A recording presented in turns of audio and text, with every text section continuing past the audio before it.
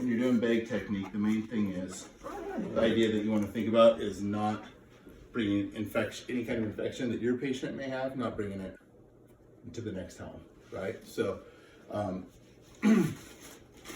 you want to use a barrier. These can be like garbage bags, newspaper, but something that you can throw away at the end. That's keeping basically your bag clean in the home. And then the number one thing is really, anytime you go into your bag, you need to sanitize your hands, wash your hands. Obviously, hand sanitizer is really easy in the home. And then you're gonna, since you're getting out your things, take one more barrier. It's usually best to just take out everything you think you'll need during the visit. So I've got, these are wipes. And this is just kind of the basics. You guys might have more depending on what your patient has, but we'll do wipes. So since I haven't touched anything else from setting my clean things down, I can just keep going. So now, once I've gotten everything out that I need, let's see, I'll do this. I'll do my gloves. And then you wanna close it back up, because there are stories out there, cats crawling into bags when you're not looking and things like that. So we've already taken your history. I've learned everything that way about Nancy. Is it okay if I check your vital signs, your blood pressure, Yes. heart rate, and that? Is it okay to check blood pressure on either arm? Yes. Okay. This is just going on your forehead. Okay. 6. This is going to tell me your oxygen, heart rate.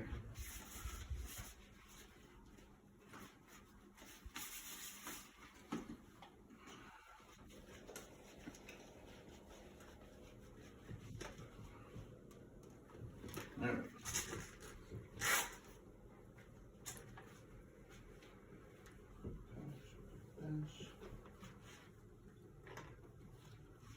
Okay, 130 over 84.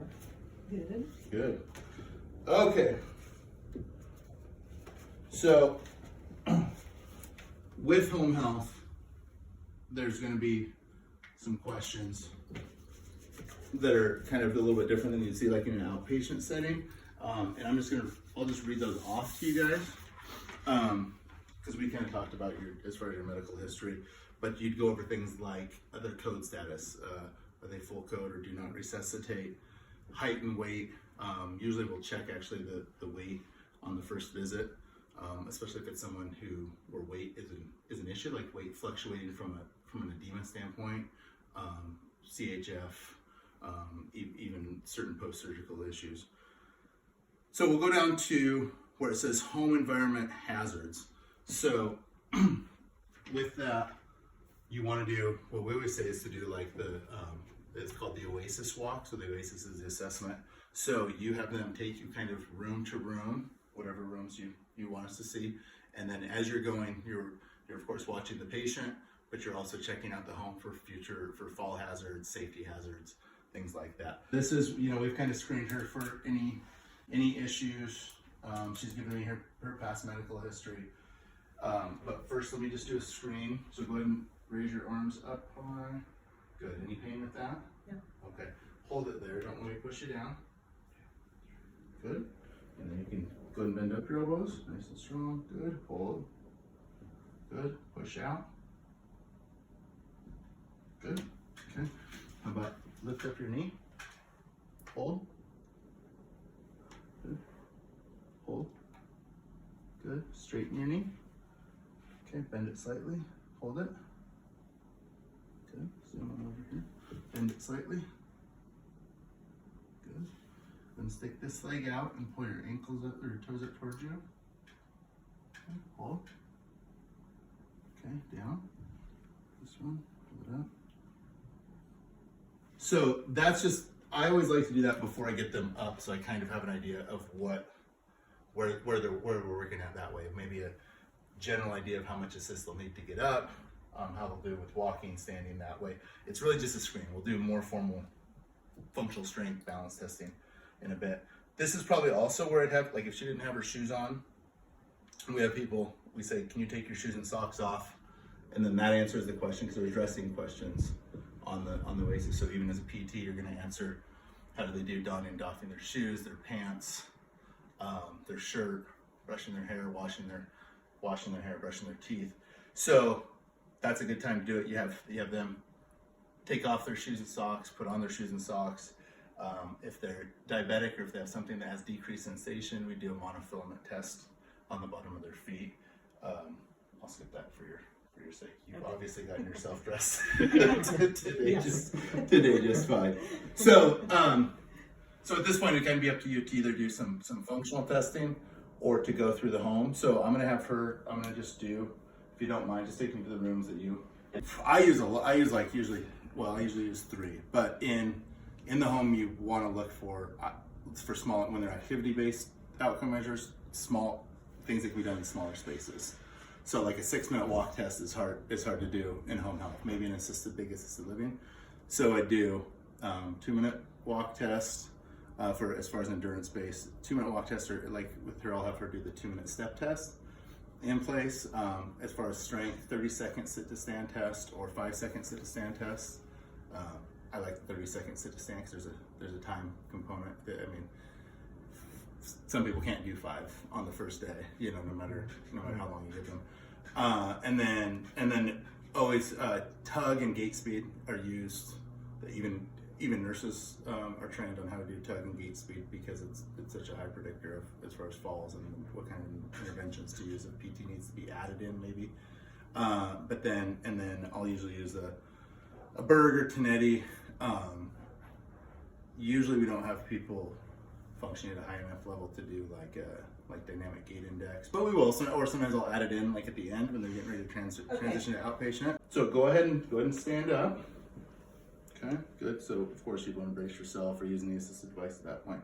So why don't you go ahead and just walk me through, maybe back to your back bedroom. So the big thing you'll see in homes is throw rugs, right? And it's especially, and this isn't even, yours aren't too bad, but you did have some of those ones. So this, do you spend time in here? Yeah. Okay. Working on it.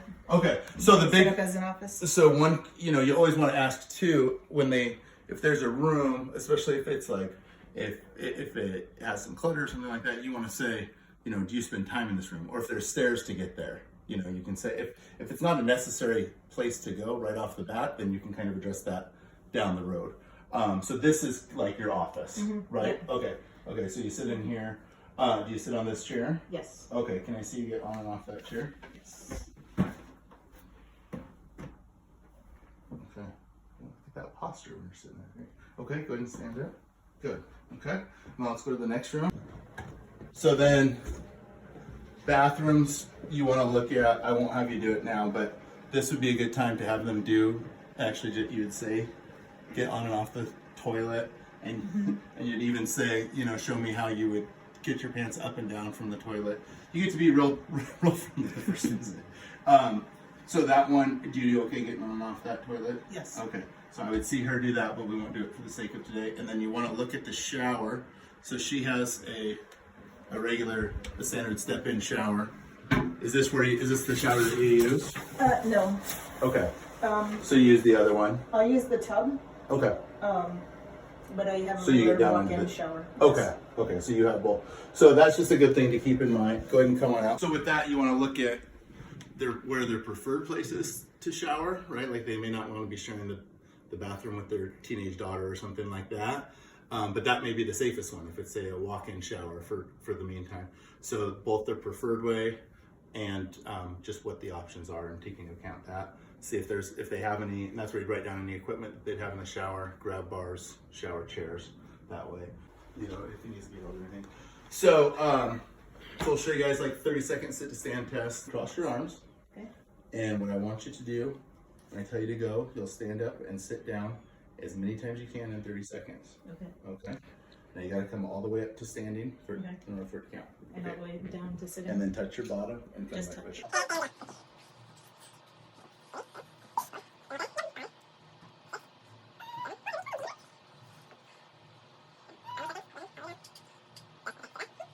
You need to have something to I always just use my hand.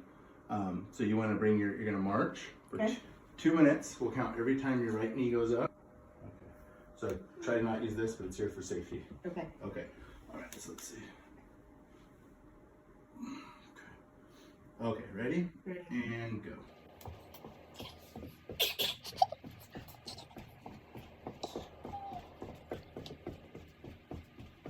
And there's different ones for people with whether they're alert and oriented or if they have dementia. There's other scales that way. Same with pain. Of course, you guys want to assess pain. And then bladder and bowel as far as their last bowel movement, if they're making it to the bathroom in time or not. Yep, I think those are big ones that we didn't go over.